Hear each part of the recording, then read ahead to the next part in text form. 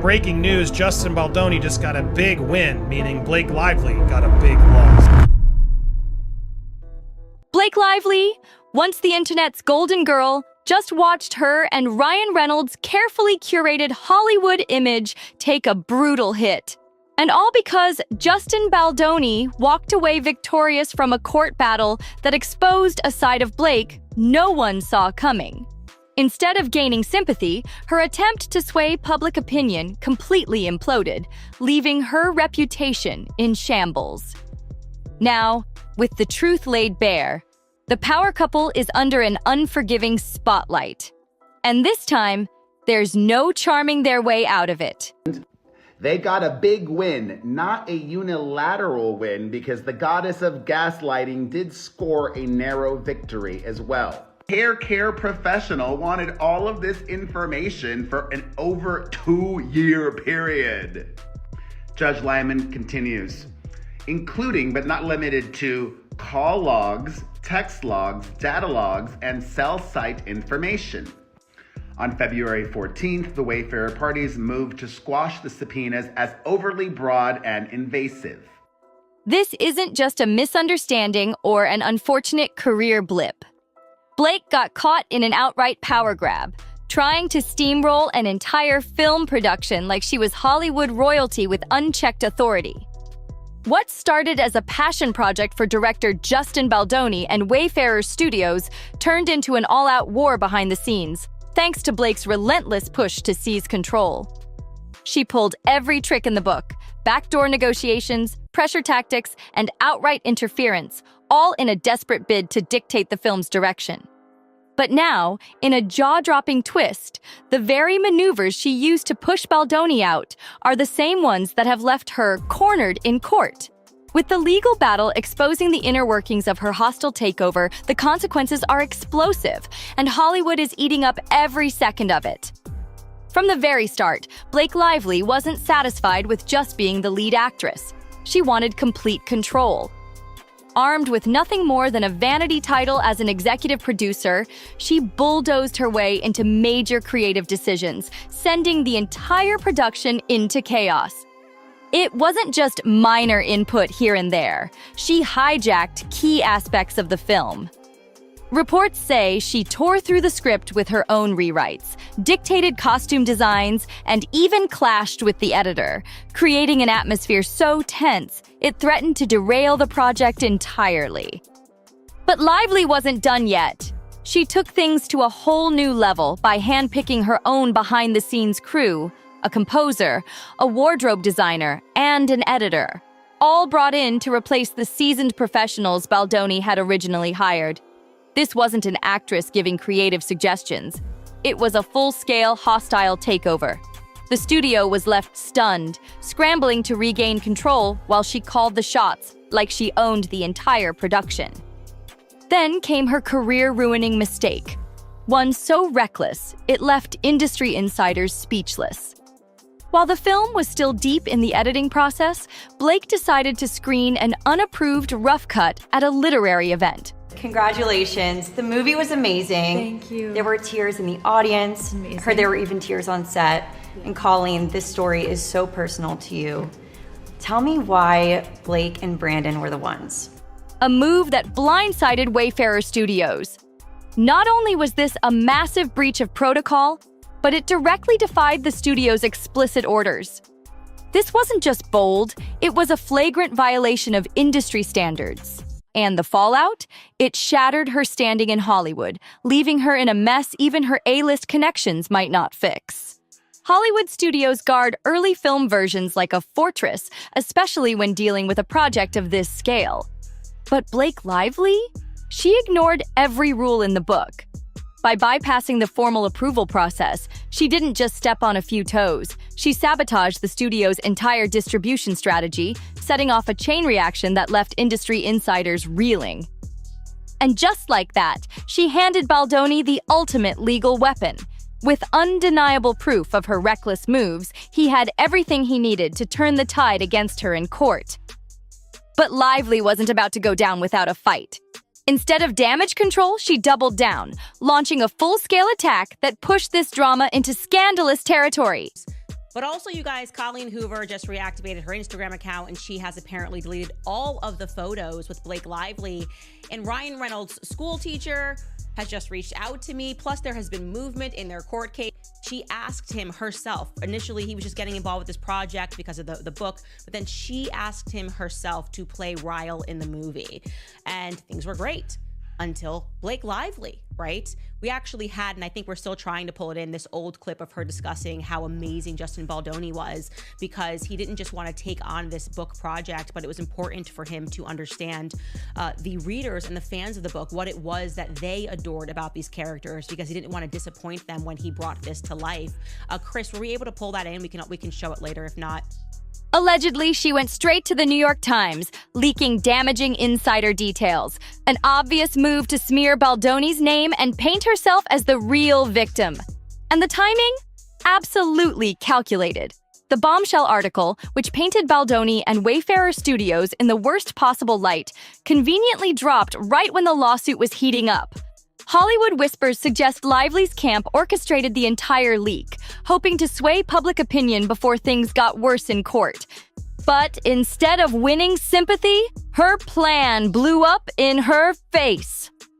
When it was time to face the judge, Lively found zero support. Every major legal maneuver she attempted, shut down.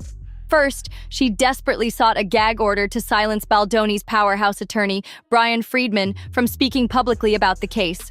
But the judge didn't even entertain it. Her request was tossed out, leaving Friedman free to dismantle her narrative piece by piece, right out in the open for everyone to see. Blake Lively wasn't just losing, she was unraveling. Desperate to dodge the legal firestorm, she tried to avoid a deposition altogether, hoping to sidestep direct questioning from Baldoni's legal team. But the judge? Not having it.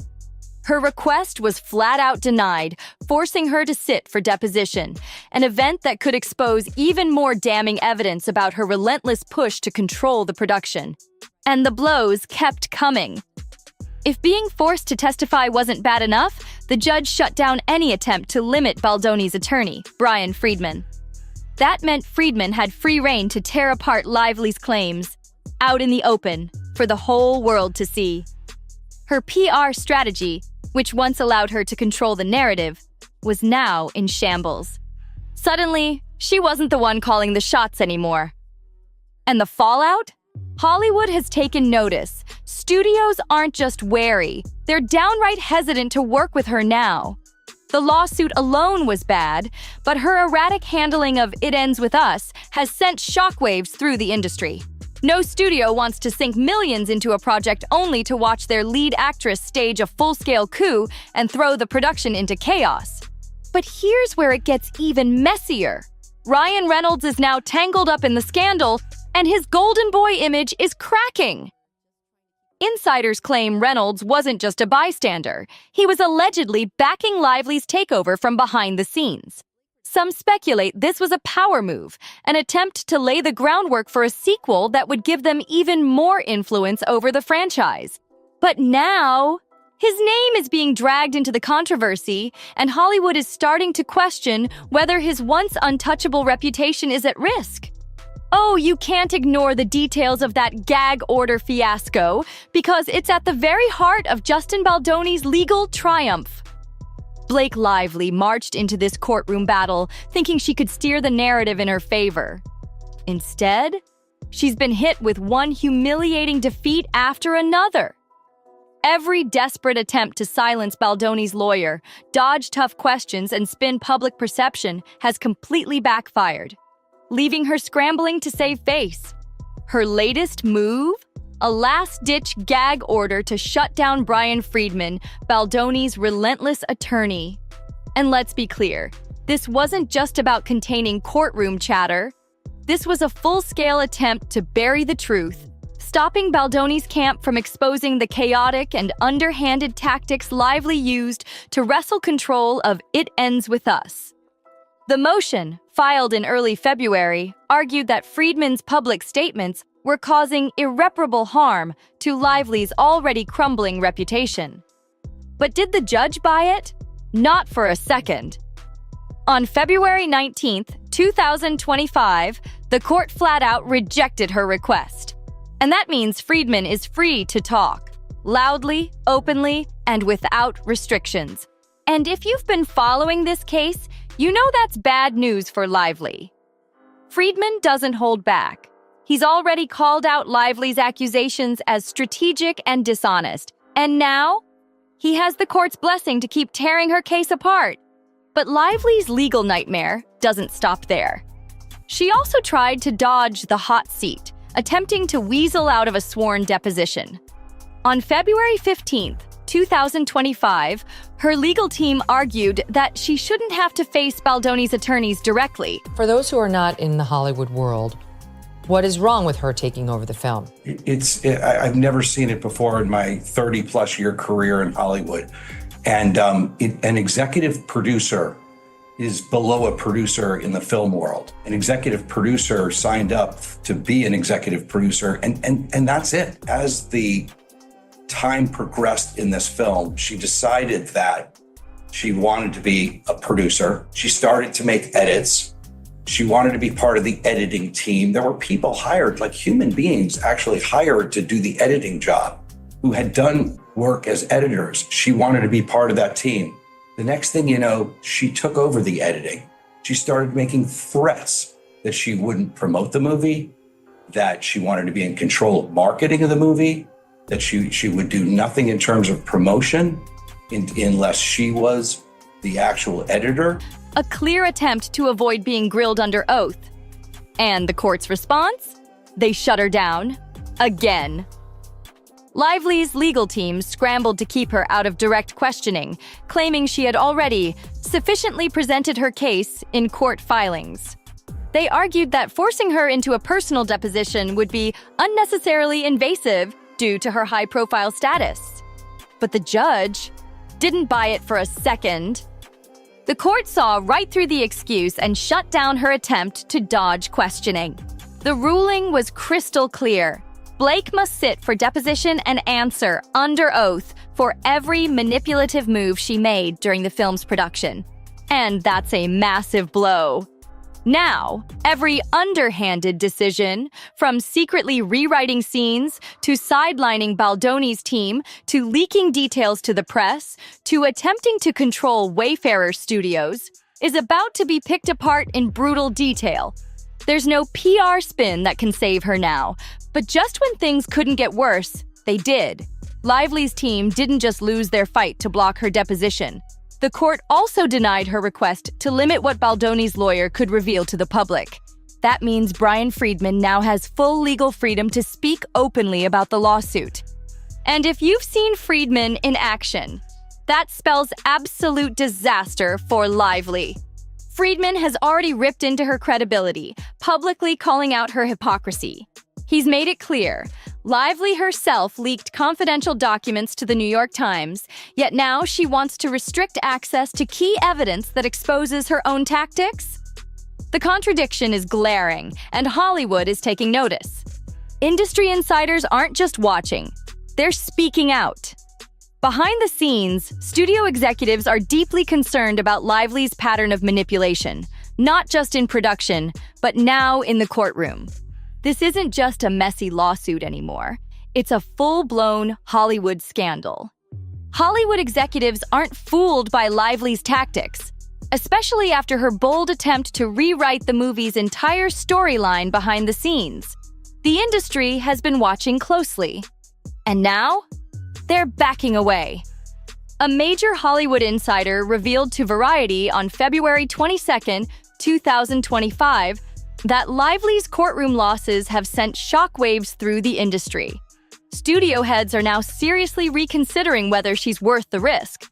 With her erratic legal maneuvers and blatant disregard for industry norms, no one wants to bet millions on a star who might hijack a production, or worse, drag it into legal chaos. And it gets even uglier. On February 25, 2025, a legal analyst told The Hollywood Reporter that this isn't just a bad lawsuit, it's career suicide. According to the expert, Blake is fighting a battle she can't win. Every legal move she makes backfires spectacularly, and the industry is watching her self-destruction unfold in real time. And now, the worst is yet to come. With her deposition locked in, Friedman unleashed, and zero legal shields left, the next few months could annihilate Lively's Hollywood future. The illusion of control shattered. The truth? About to hit like a freight train. And Hollywood isn't waiting to see if she can claw her way back. After months of public backlash, brutal legal missteps, and mounting industry skepticism, she's rapidly becoming one of the most toxic names in show business. The question isn't if her career will recover, it's whether there's anything left to salvage at all. Blake Lively's downfall wasn't just an unfortunate twist of fate, it was a series of power-hungry missteps that spiraled into complete disaster. And now, the industry is backing away fast. The damage might be permanent. Lively's PR nightmare started brewing in early 2024, but by January 2025, it had reached a critical breaking point. The first cracks appeared when fans turned against her for her tone-deaf approach to "It Ends With Us." The backlash? Brutal. Viewers slammed both her performance and the film's marketing, arguing that they stripped away the story's emotional depth and trivialized its heavy themes. Then came the disaster that sealed her fate. On January 14th, 2025, the film's infamous romanticized trailer dropped, and fans went nuclear. Well, Blake No Teeth Lively has experienced yet another court loss. So she wanted to amend her lawsuit against Justin Baldoni, right? The judge said, okay, cool, you have until Valentine's Day, February 14th. And now Blake Lively was like, oh, hold on, wait a minute, we're not ready to present yet. And she was asking for an extension until March 5th. And then the judge said, okay, why? And she's like, duh, because I'm Khaleesi and I said so. And then the judge was like, LOL, yeah, no, I'll give you until Monday. I'll give you a couple extra days. You have until Monday, but you don't have until March 5th. And so now she has until this upcoming Monday, which is February 17th, to figure out what she's going to amend in her complaint. And initially there were rumors that the amendment was going to come with some sort of statement from Jenny Slate, who played Justin Baldoni's sister in It Ends With Us. And so people were assuming that maybe Jenny was going to be some sort of star witness, that this was going to be the smoking gun, maybe she had something that she witnessed that she was going to bring to the table, right? They ripped it apart, calling it tone deaf, a shameless misrepresentation of the book's powerful message. The criticism got so bad that Sony had to step in, editing and re-releasing the trailer just a week later in a desperate attempt at damage control. But by then, the damage was done. And just when it seemed like things couldn't get worse, her legal battles sent everything into a tailspin. The moment Justin Baldoni fired back in court, accusing her of hijacking the film's production, people started questioning everything. Had Lively sabotaged the project from the very beginning? Then, on February 10th, 2025, Variety dropped a bombshell. Leaked emails exposed Lively's behind-the-scenes power plays. She had personally demanded script rewrites, fired key editors, and even brought in her own composer, all without studio approval. And it wasn't just fans turning on her. Industry insiders started speaking out. A Sony executive who worked on the film didn't hold back, revealing that Lively's ego derailed the entire project.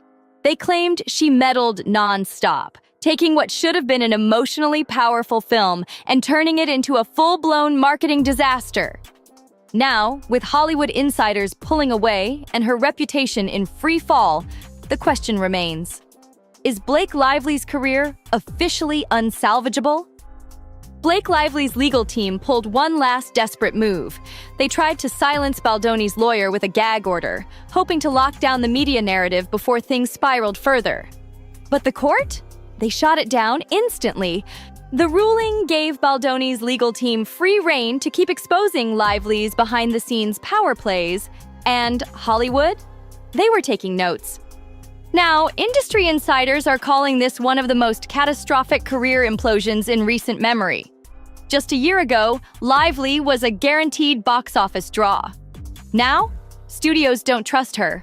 A Warner Brothers producer, speaking anonymously to Deadline on February 25, 2025, confirmed that the studio had quietly put a future project with Lively on hold, all because of the legal mess surrounding her name. And it wasn't just Warner Brothers backing away. A Netflix insider admitted that the streaming giant had been considering Lively for a lead role in an upcoming thriller. But the second the Baldoni lawsuit went public, they scrapped the idea entirely. And then there's the elephant in the room, her next film. Lively has a major release set for summer 2025, and suddenly, it's being viewed as the ultimate test of her star power. If the movie flops, it could be the final nail in her Hollywood coffin. A senior film critic at Variety put it bluntly in an article published on February 27, 2025. Hollywood is watching this box office performance very closely. If audiences turn their backs on Blake Lively, her career might not recover. And just when you think things can't get any messier, enter Ryan Reynolds. Lively's husband of over a decade is now being dragged into the controversy, and not in a good way. Some fans have started whispering about jealousy, speculating that Reynolds wasn't thrilled about a dance scene between Lively and Baldoni in It Ends With Us. While it may sound like harmless gossip, in the midst of Lively's PR disaster, even the smallest rumors can snowball into full-blown scandals. With Hollywood turning its back, her legal troubles mounting, and now personal drama creeping into the mix, the stakes couldn't be higher. Is Blake Lively about to lose everything? Ryan Reynolds loves playing the charming, easygoing husband on social media, but behind the scenes, some fans aren't buying it. In fact, they're convinced he's the real mastermind behind the legal chaos engulfing Blake Lively and Justin Baldoni. The theory? Reynolds saw something he didn't like, and instead of handling it privately, he went nuclear. Allegedly, he started pulling strings to take down Baldoni's career. And what triggered it all? A single dance scene. It Ends With Us features a slow, intimate dance between Lively's character, Lily, and Baldoni's Ryle, a moment that plays a pivotal role in their on-screen love story. At first, no one thought twice about it, until fans noticed something eerie. The scene felt strangely familiar. And when eagle-eyed moviegoers went back to compare, they realized it wasn't just similar. It was almost identical to a scene that changed Hollywood history. The infamous dance from Green Lantern, where Lively and Reynolds first fell for each other back in 2010. Same choreography, same framing. Even the lighting was nearly identical. Coincidence? Fans don't think so. By early February, Twitter, now X, and Reddit were buzzing with speculation. Users debated whether Reynolds had seen the scene and lost it. Some even suggested he was fine with Lively's steamy makeout with Ben Affleck in the town. But a dance with Baldoni? Suddenly a lawsuit appears? The timeline started raising serious questions. Baldoni and Lively's on-screen chemistry had been widely praised early in production. But right when buzz started building, the lawsuit dropped, turning what should have been a career milestone into a full-scale Hollywood disaster. Now, fans are piecing the puzzle together, and the picture doesn't look good for Reynolds. But then, out of nowhere, rumors started swirling that Baldoni was being difficult on set. By December 2024, Blake outright accused him of misconduct. Coincidence? Or was something bigger at play? Because let's be real, the dance scene was just the beginning. By February 2025, a new theory took over social media. Blake and Baldoni had developed a close friendship behind the scenes, one that apparently made Ryan Reynolds very uneasy. And then came the leaked messages. On February 8, 2025, the New York Times dropped private texts from Baldoni to Lively. One message, in particular, caught everyone's attention. "I know it's late, but I just wanted to say how incredible you were today. You made that scene come alive." It wasn't outright flirtatious, but it was intimate, enough to raise eyebrows. And guess who reportedly saw those texts? Ryan Reynolds. And he wasn't happy. On February 12, 2025, a source close to the production told Variety, "Ryan wasn't thrilled about how much Blake and Justin were talking. He wasn't controlling, but he definitely didn't love it." And just weeks later, Baldoni's career crumbled. By early January 2025, his talent agency dropped him. Podcast deals canceled. 2 major film projects gone. His entire Hollywood career collapsed in record time. And who came out on top? Blake Lively. And by default, Ryan Reynolds. Legal experts aren't ignoring the pattern. They've pointed out that Lively's lawsuit wasn't just about the film, it was about power. It was about reshaping Hollywood's hierarchy. And let's not forget Hollywood's golden rule. Studios don't care about morality, fairness, or truth. They care about money. And right now, Blake Lively and Justin Baldoni are walking PR disasters.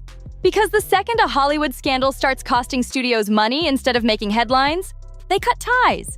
Fast. Wayfarer Studios has already washed its hands of Justin Baldoni, even though he helped build the company.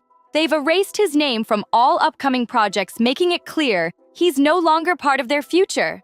But Blake Lively isn't walking away unscathed either.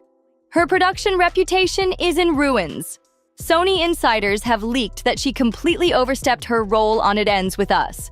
Well, then all the internet sleuths went and dug up an old interview that she did on the Anna Faris podcast where she basically pokes fun at hitting her ex-boyfriend, which doesn't really make her a strong star witness after all, which may possibly be why Blake's team is now asking for this extension because what they were planning on bringing to the table has now fallen through. Now, that's all speculation and those are all people's theories, but it kind of sounds plausible. Regardless, whatever Blake Lively's doing, she's not ready to amend her lawsuit, and it doesn't seem like she has a strong case, because if she had a strong case, why would she need all of these extensions? And as far as what Baldoni's team is saying about all this, they had no objection to her needing an extension, but they did remind the judge, they're like, but just know that when we asked for an extension back in January, when the LA fires were going on and they served us during the fires, we asked for an extension and they did not grant us that. But whatever you want, Judge, we'll go with it. But if she gets an extension, then we want an additional extension for ourselves until April before we can respond to her amended complaint. But now I guess that's all been thrown out the window because she didn't get her extension. Or she did, but just for the weekend. Making executive decisions without approval.